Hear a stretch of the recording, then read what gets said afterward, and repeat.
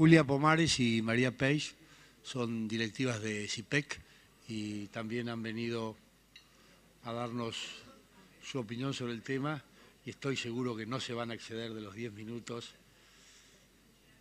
Así que adelante, por favor. Muchísimas gracias. Gracias, diputado, y a la comisión por la invitación. Celebramos que haya esta audiencia, dado que tenemos 10 minutos nada más. Vamos a hacer hincapié en algunas cuestiones concretas y estamos terminando un documento detallado de análisis y de propuestas de mejora al proyecto de ley que le estaremos enviando a la brevedad.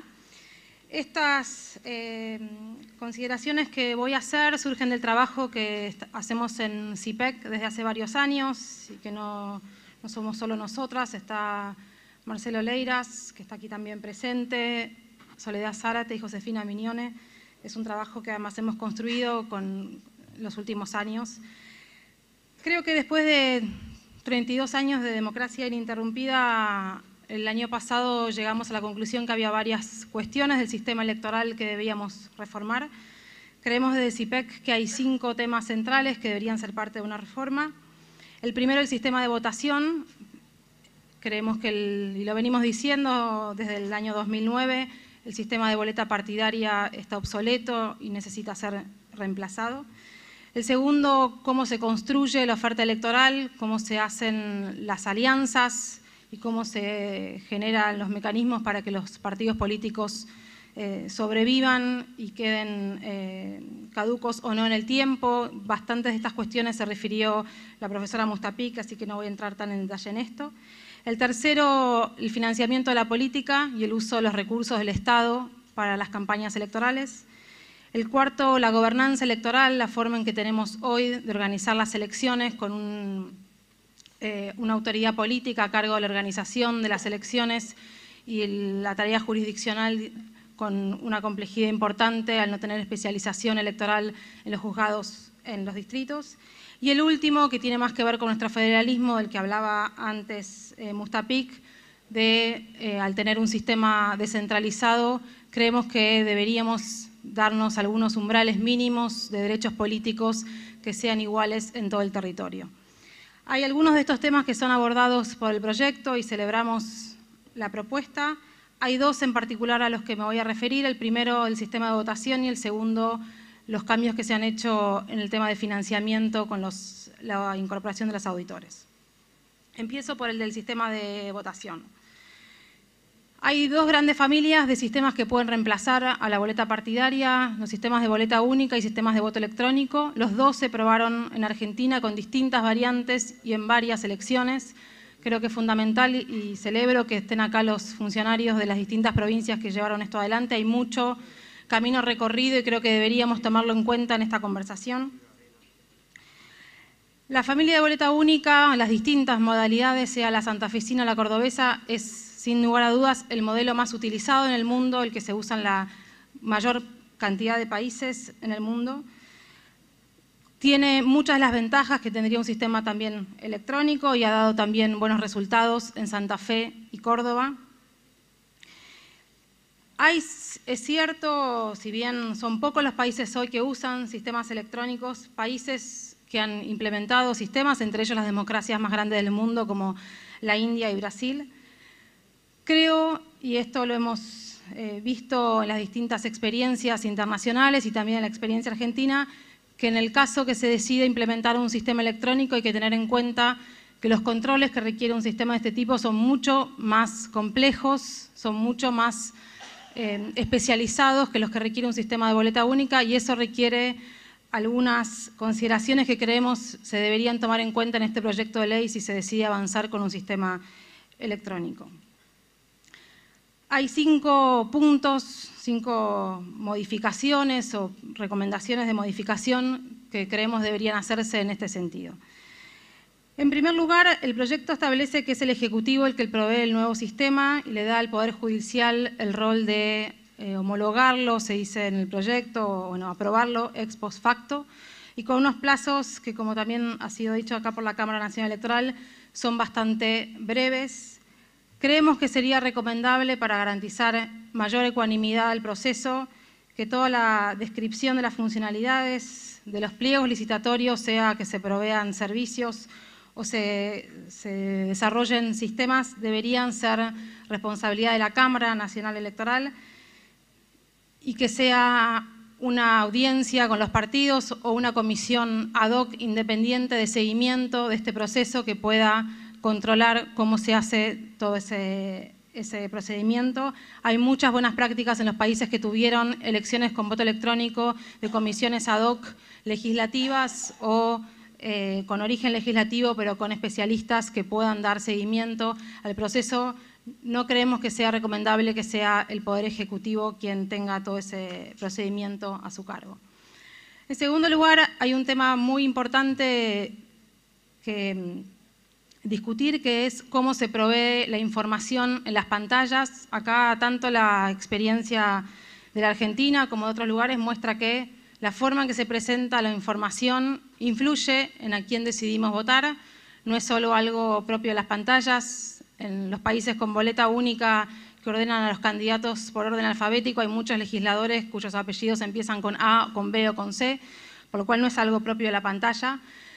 Pero sí, la pantalla, al permitir la aleatoriedad, da algunas posibilidades de disminuir esos sesgos de información.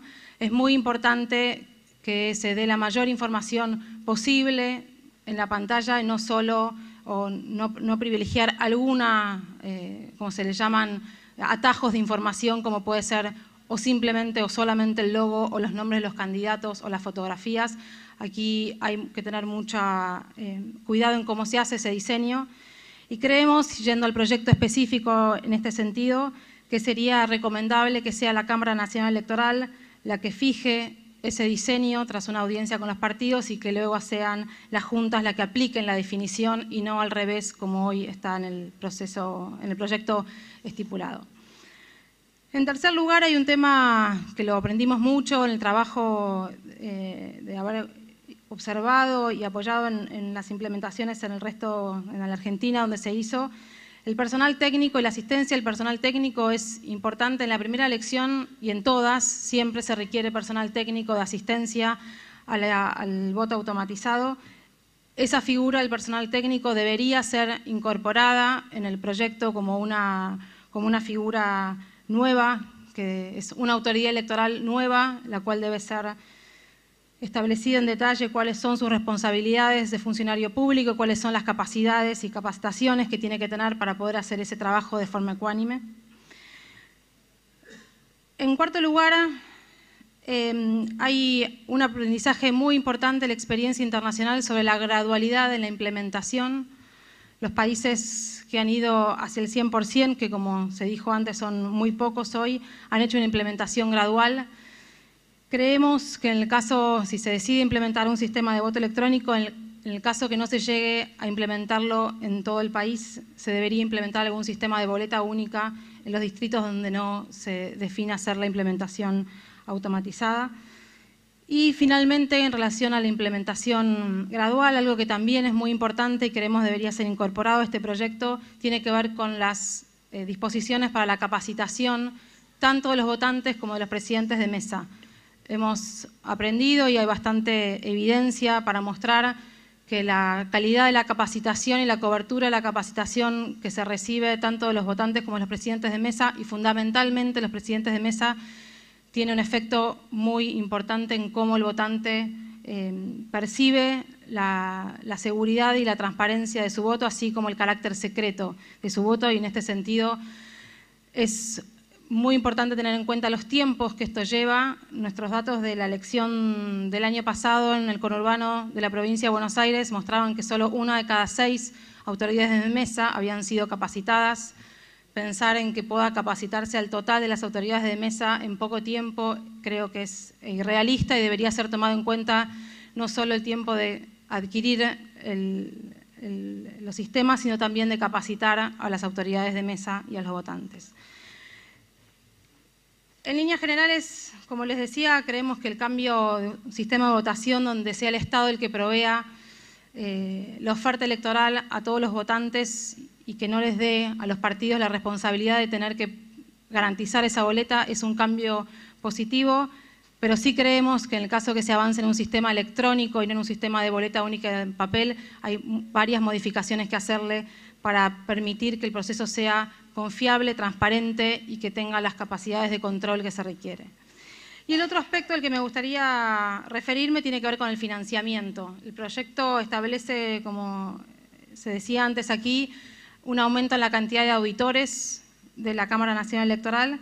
Creemos que es un cambio bienvenido, pero insuficiente para dar respuesta a los problemas que hoy, no solo en Argentina, sino en el mundo, tiene la relación, el matrimonio por conveniencia entre el dinero y la política, imposible de que no haya dinero en la política. Necesitamos dinero para financiar campañas y para que los votantes tengan un voto informado, pero claramente estamos en una situación muy poco realista en la Argentina a la hora de ver cuáles son los gastos que se registran en los informes de campaña y comparar eso con las estimaciones de lo que se cree que se gasta en la campaña. Para darles un número, del 2015 se estimaba que los tres principales candidatos, o tres principales fórmulas, iban a gastar alrededor de 1.000 millones de pesos. El máximo que la ley establecía era de 259 millones entre paso y generales, y lo que está establecido, o lo que se registró en los informes de campaña fue de un 22% de ese monto. Es decir, ni los mismos topes que se pensaba que eran bajos a lo que se podía gastar fueron lo que efectivamente apareció en los informes que se gastó en las campañas. Y esto creo que es una reforma que no deberíamos esperar, que hay algunos cambios puntuales que se podrían hacer, dado que además entre las 5 leyes que se abren en este proyecto de ley, se abre también la ley de financiamiento, es una de las leyes modificadas. Y aquí proponemos 5 medidas concretas que consideramos se deberían incorporar en el proyecto. La primera es limitar los aportes en efectivo. Hoy casi no hay ningún país del mundo que se permitan los aportes en efectivo, y cuando se permiten son de montos muy pequeños. Hoy la casi totalidad de las donaciones a todos los partidos políticos son en efectivo. El segundo es agregar mayores regulaciones al uso de los recursos del Estado en las campañas. La Argentina está muy rezagada en esta materia. Hay muy pocas prohibiciones y regulaciones a cómo se usan los recursos del Estado, especialmente las inauguraciones, el uso de la cadena nacional, el uso de la publicidad oficial. Pero también creemos que hay una cuestión importante que tiene que ver con los plazos de las campañas, y acá también son cambios simples de hacer en términos de lo que significa cambiar el marco normativo. Una campaña de la duración que tiene hoy en la Argentina, todos sabemos que no es una campaña realista y que seguramente no sería equitativo pensar que todos los partidos y candidatos pueden instalarse en tan poco tiempo.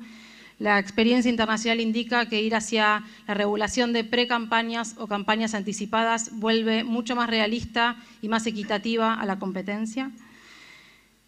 Cuarto, establecer sanciones que tengan consecuencias sobre las carreras políticas. Hoy solo tenemos sanciones de multas pecuniarias y ninguna sanción que realmente sea efectiva para cambiar los incentivos hacia las carreras. Y finalmente, un tema que sabemos que es controversial, pero creo que los datos demuestran, creo que son bien claros de la realidad. Haber prohibido los aportes de personas jurídicas en el 2009 no ha hecho que disminuyan los aportes de empresas, sino que sea más difícil de saber quiénes son las personas jurídicas que aportan y a quiénes lo hacen. Y en este sentido, creemos que hay que rever ese cambio que se hizo en el 2009 y sobre todo ver la poca coherencia que tiene hoy nuestra legislación, que permite a las personas jurídicas donar para la actividad ordinaria del partido político y no permite donar para una campaña electoral, lo cual ya de por sí implica una complejidad de control que hoy nuestro sistema no tiene posibilidad de regular. Creemos que esos cambios en el financiamiento harían gradualmente un cambio hacia un mayor sinceramiento de lo que es la política en la Argentina y que en definitiva es una oportunidad muy importante para estas discusiones, y celebramos esta oportunidad para hacer una reforma electoral que centrara en el ciudadano de mejores, más transparentes y equitativas elecciones en la Argentina. Gracias. Muchas gracias, Julia. Doctor Landó, por suerte encontró el camino, andaba un poco perdido porque no sabía no conoce los pasillos del Congreso. Ah, sí, perdón. Julia, la diputada Stolbizer quiere hacerte una pregunta. Sí, diputada. Me pareció sumamente interesante todo lo que plantea CIPEC, sobre todo por algunas cuestiones de orden muy práctico, ¿no? Y mi pregunta va en ese punto sobre las 5 recomendaciones respecto del financiamiento, porque una de ellas yo la había anotado con relación a las observaciones de este proyecto, no solo a futuro, que es el tema de los delitos.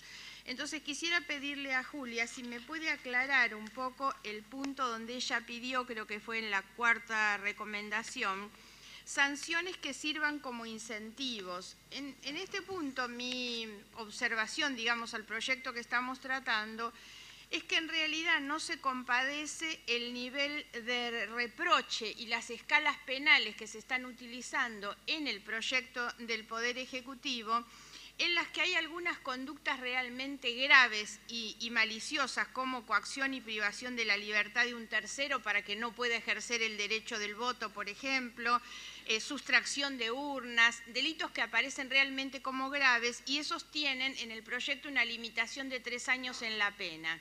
En cambio, cuando se incorporan estos nuevos delitos electorales, que además no son delitos de resultado, sino meramente de peligro, se están llevando las penas a 6 años, ¿no? Entonces, me parece que hay un desfasaje en toda esta cuestión. Yo tengo particularmente, además, una opinión crítica respecto a que sigamos haciendo estos retoques parciales a un código penal que sigue estando en el archivo en algún cajón.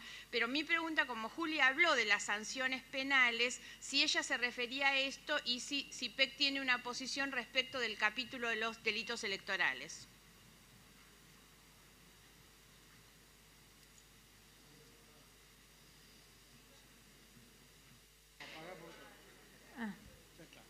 Va a contestar María Peix.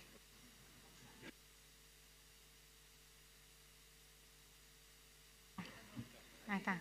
Julia se refería específicamente a las penas en relación con las violaciones a las disposiciones respecto del financiamiento de campaña. Nosotros lo que encontramos es que todas las sanciones, a excepción de las violaciones al 64 quater que tienen que ver con anuncios, violaciones al periodo de veda por parte del oficialismo, cuando no se pueden hacer anuncios de programas o decisiones de política que puedan tener un efecto electoral o electoralista. A excepción de las violaciones a ese artículo, casi todas las sanciones son meramente multas y multas que recaen sobre el partido. Entonces no hay ningún tipo de pena que comprometa ni la carrera política de los candidatos, ni tenga un efecto en la capacidad de competir en el futuro para el partido, sino que eso digamos, los partidos que generalmente violan las disposiciones sobre financiamiento son partidos que tienen mucha capacidad de recaudar informalmente. De hecho, en eso consisten sus violaciones. Entonces, quitarles el aporte público no tiene ningún sentido, no genera ningún efecto, no genera ningún incentivo a transparentar. Y agregaría...